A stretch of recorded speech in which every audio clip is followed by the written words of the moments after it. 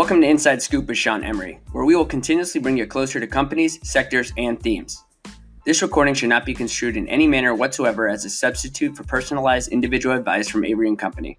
Information presented is for educational purposes only and does not intend to make an offer or solicitation for the sale or purchase of any specific securities, investments, or investment strategies mentioned. Investments involve risk and, unless otherwise stated, are not guaranteed.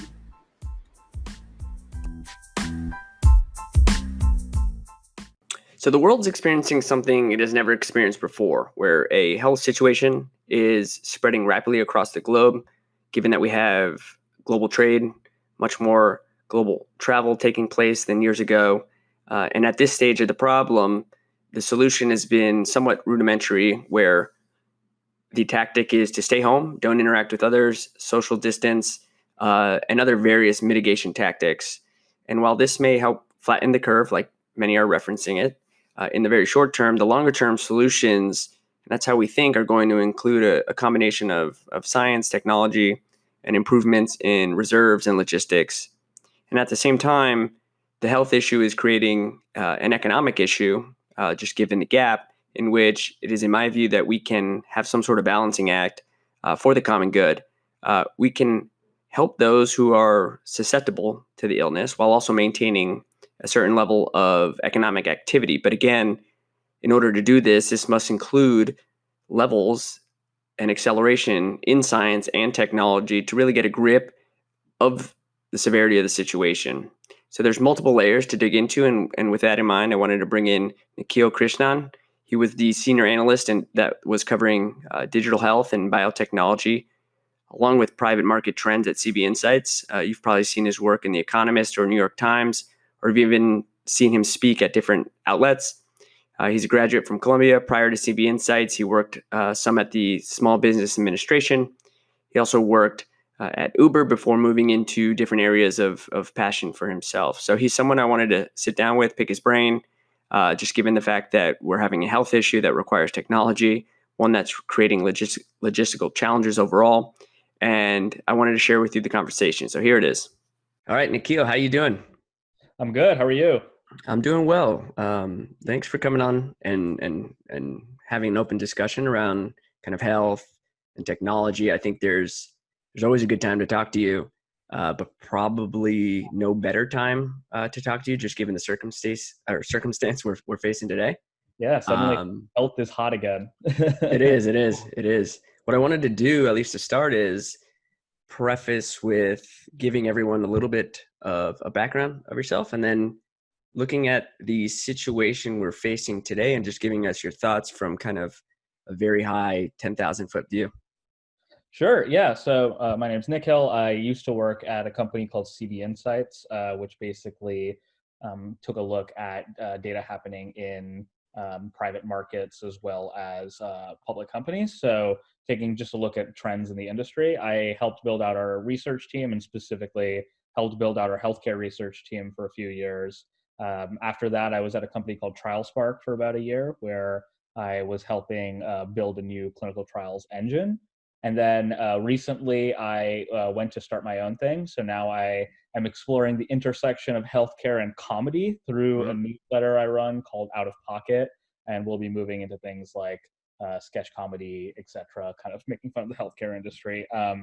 But yeah, I mean, so obviously this situation is, I think, it moved way faster than I think most people understood. And it's really exacerbating a lot of the underlying problems that the healthcare industry has sort of slowly been facing for a long time, and sort of put it all under this very, very intense pressure cooker scenario where things are, inefficiencies are kind of getting exposed very quickly. So in general, I mean, the things that this makes clear is, one, we really messed up not doing widespread testing early. That's definitely like one of the, that basically is, if you look at all the countries who have either contained this or not contained this, the commonality between all the ones that have done well in containing their population are some form of early widespread rapid testing of the population. And we just were really slow to do that. And then the constraint factor is very clearly both the number of ICU beds, the amount of protective equipment that frontline staff have, and also the number of ventilators we have to actually keep people who end up in the ICU kind of in stable condition. So there are a lot of constraints on the hospital front. They're really just not equipped to handle this load of intensive care patients at once.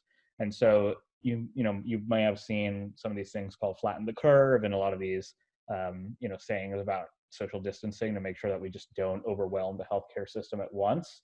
So that's sort of what it's referring to just make sure that the hospital system is not more overloaded than it currently is. But yeah, I think the situation, especially in New York, is going to get pretty bad in the next couple of weeks because we didn't implement a lot of these measures earlier, and we're going to have to sort of figure out ways to deal with it. And I think it's going to not be very pretty, but I think after this pandemic, we'll actually have a lot of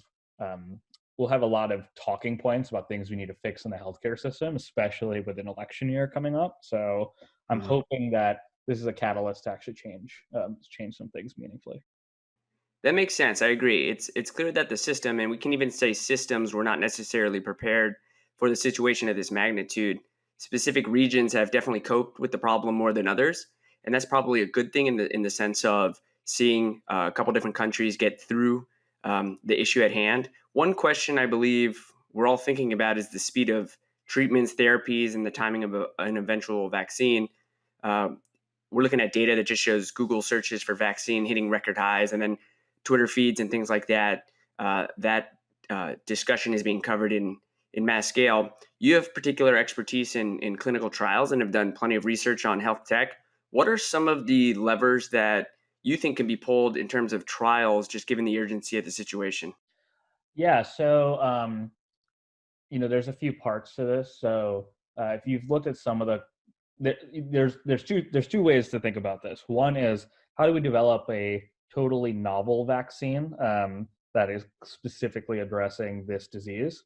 And the other is, can we basically repurpose or recombine existing therapies that are already on the market to address or mitigate the symptoms that we currently have? So, there's a lot of talk about some of these anti-malarial pills being used for the disease, as well as completely new therapies that'll be targeting COVID specifically. So if you look at some of the vaccine trials that are sort of in progress or coming up right now, some levers that we can pull are relatively low hanging. Like, can we skip doing testing in animal models, right, to like really bring the speed of human trials faster? There are just some parts of the trials that you won't be able to realistically completely speed up, right? You really do need to test the safety of a vaccine before you can put it into people with the disease. So like, we're definitely going to have to stay doing safety trials because vaccines are kind of no joke.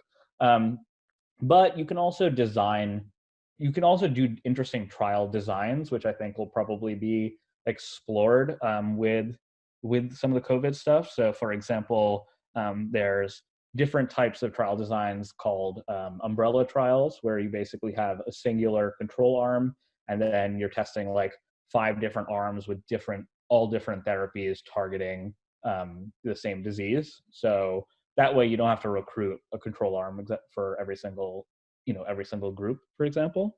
So you can do some interesting trial design stuff to actually test a lot of therapies at once. You can also basically get a little bit more flexible with whatever endpoint you're trying to measure for success. So maybe it's not total elimination of the disease, maybe it's something like hospital admissions, etc.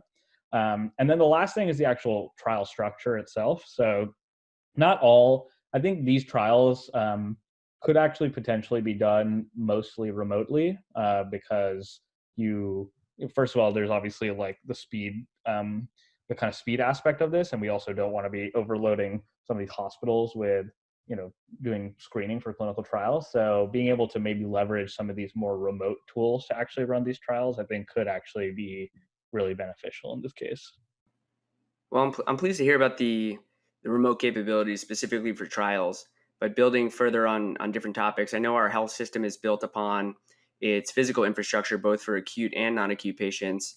You've done tremendous work on emerging technology trends, both in the hospital settings where we're actually investors in Omnicell. It's building what they call the autonomous pharmacy. In this environment, they're leaning into the situation, just given the fact that medication management is critical in the acute setting. But also thinking about the consumer-facing technology, things like wearables. Just share with us some thoughts on how some of the emerging technology of the past can potentially graduate here and become much more mass scale in terms of usage. Yeah, I think it's interesting because I think in healthcare generally there has been all of this tech kind of being used at the outskirts and have just never had real penetration or distribution. And the pandemic kind of has acted as like a forcing function to get a lot of people on board of these new systems, regardless. So instead of dragging their feet, now they have like a very very clear ticking time bomb where they need to move to these systems ASAP. So the big one is obviously telemedicine. You know, Telemedicine adoption in the U.S. has just generally been really poor, and that's for a bunch of different reasons. But now we've seen sort of during this pandemic time a lot of hospitals kind of forcing doctors to use telemedicine. So a lot of them who have sort of not really seen the benefit or just kind of been slow to adopt it are now being forced to use it. The second is also on the consumer side, same thing. A lot of people who maybe have never used telemedicine before and have always opted into in-person visits are now using it.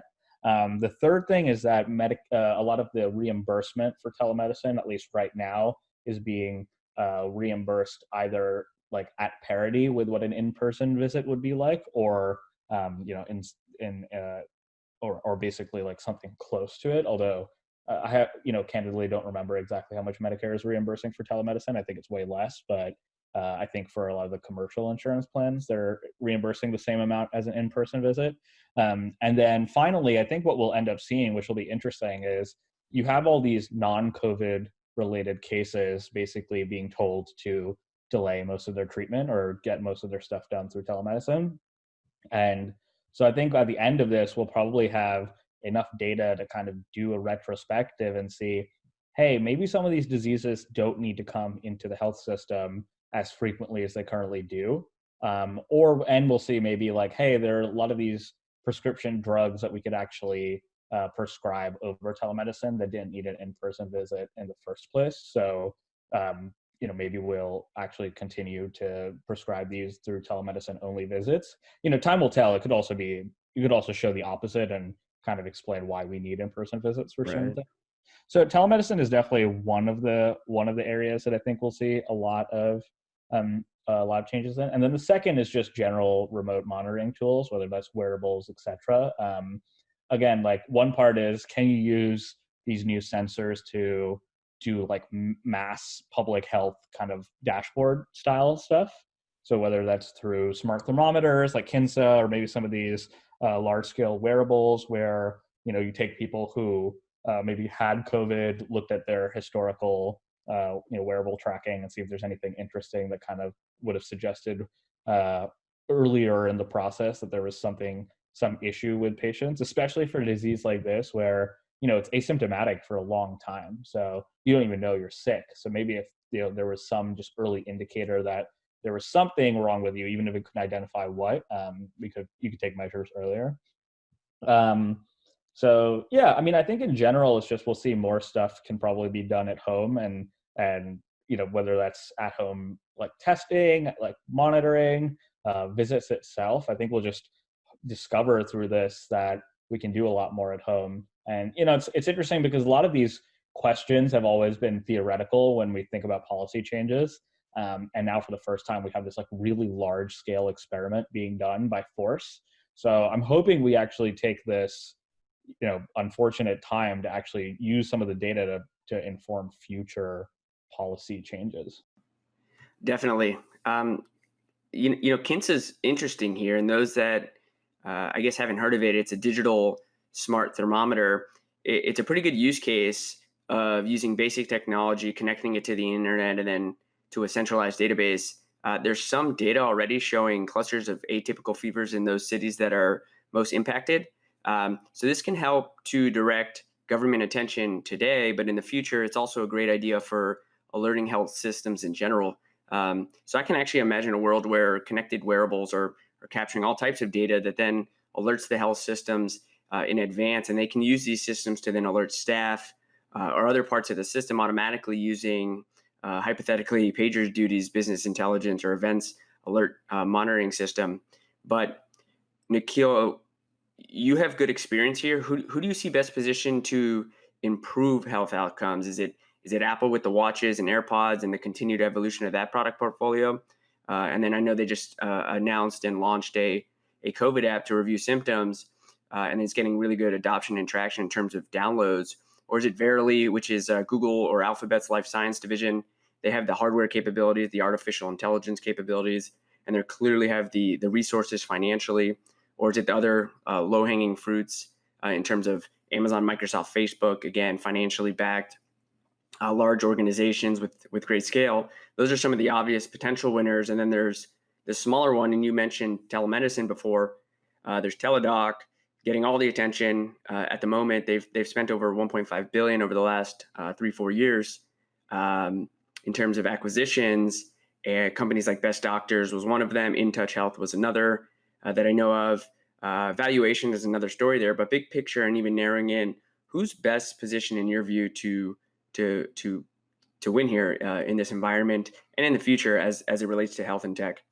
Yeah, I don't think healthcare is a winner take all market by any means. I think you'll see just like a lot of new specialized players, and there's a lot of points in this chain. Like you can break it down into who's going to build. If you think about the core bottlenecks, I would say right now, it's one, who is going to develop a better data platform, just generally. There are no real data platforms that third parties can build on top of reliably in healthcare right now. Apple is obviously moving probably closest towards that through all the stuff it's doing with its health app.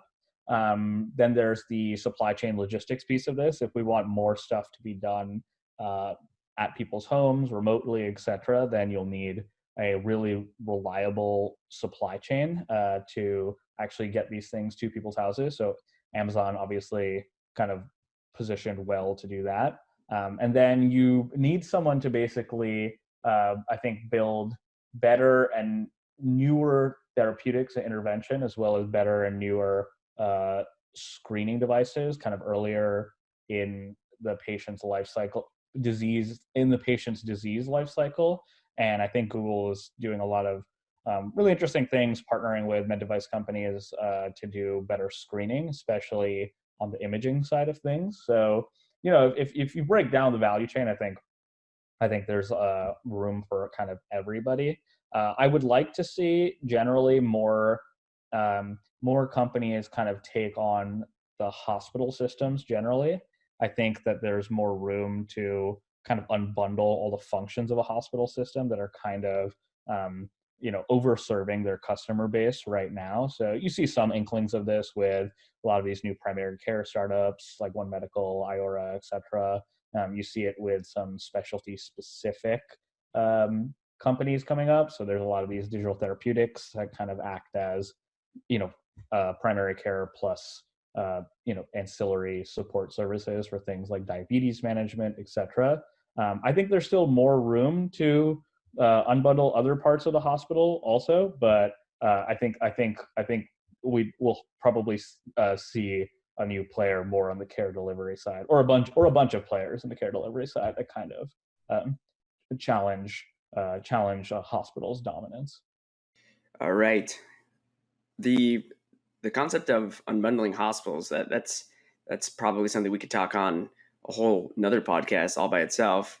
But if we look, let's say 3-6 months from now, what's an actual game plan for society in your view? I know it's not easy to, just given the fact that we're still learning about the virus itself, also how different areas that are impacted in terms of regions are or are not slowing down the spread, some faster than others, and how they're also treating patients.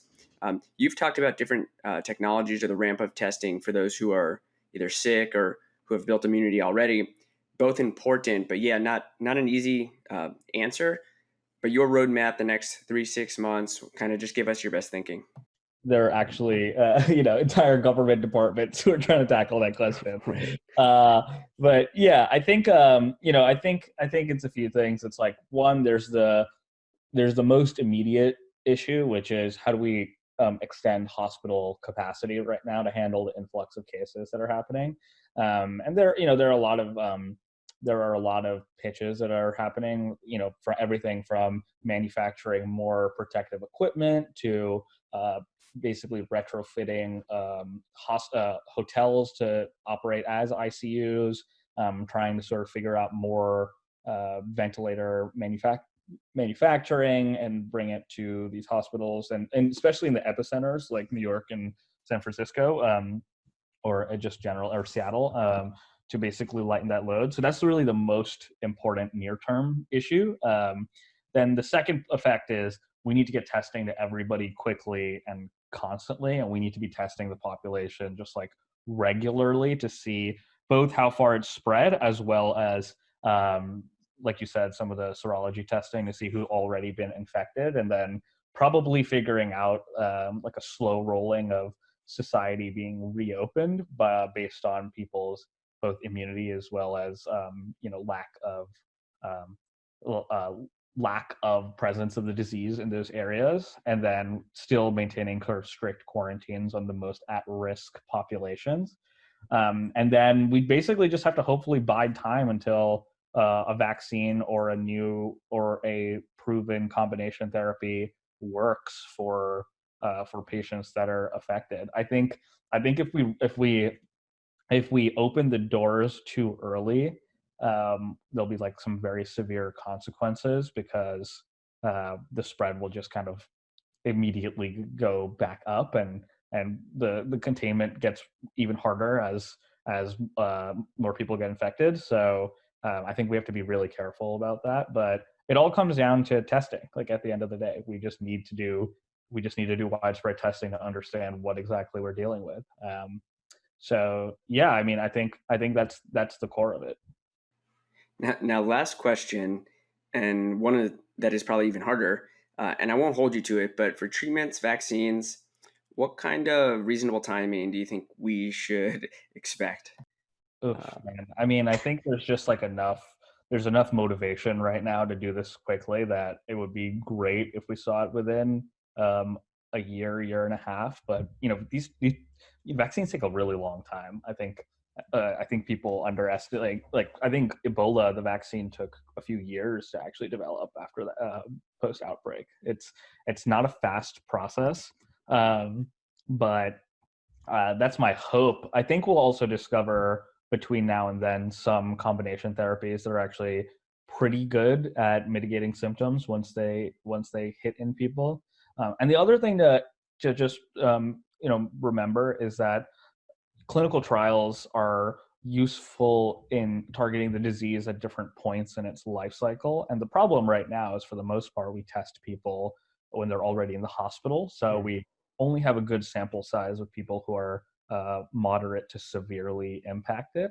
What we really need to do is also do some trials at the earlier stages that are more preventive in nature. And that, again, requires kind of widespread testing. So again, like, it all comes back to testing. yeah, So that's my hope. I'm going to caveat this and just say, like, this is definitely way out of my area of expertise, and I really do think that there are some very smart minds working on this kind of stuff, and it's exciting to just see kind of everyone come together to try and tackle this in a bunch of different ways, because we need to try a bunch of different things at once and see what works.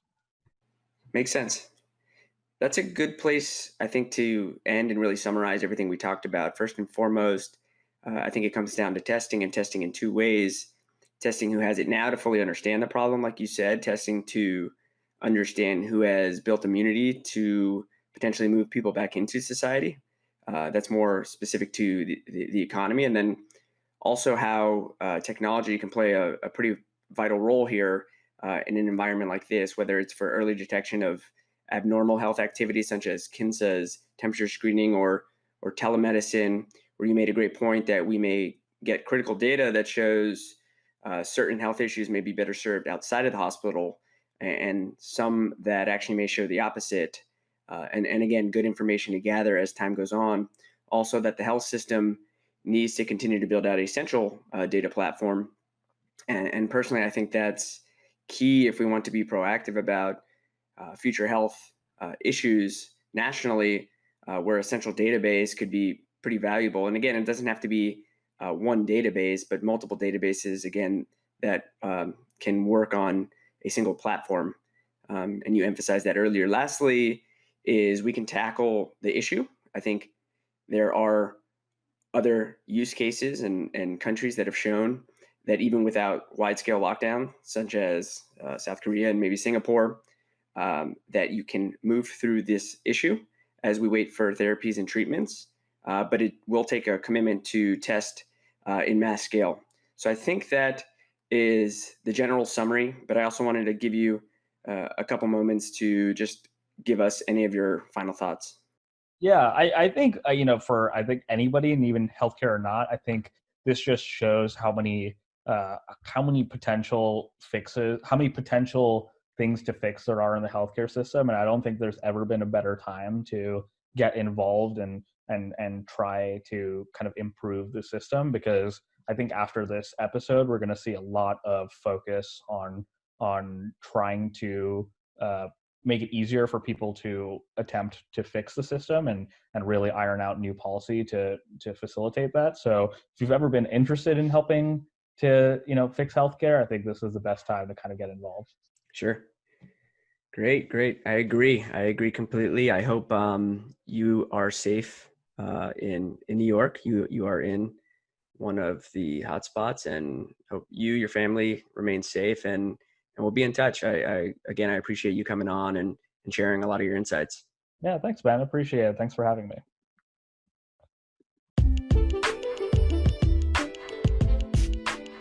That was my discussion with Nikhil Krishnan. I'll be talking with him more offline and potentially down the road on Inside Scoop to try to get a sense of the unbundling of hospitals. I think that's a fantastic theme and thesis overall. We've seen that on the banking side with all the fintech startups essentially looking at the different functions of a bank and providing a best-in-breed service for that function. So interesting and more to come there. You can follow Nikhil on Twitter at Nikillinit, Nikillinit. He is a good follow. You can also check out Out of Pocket. You can find more on his Twitter. He's pretty active there to get more on anything he's doing or talking about. And then lastly, just make sure to subscribe to Inside Scoop. We'll have more to come in the future, more people, more topics. And that's really it. Have a good one.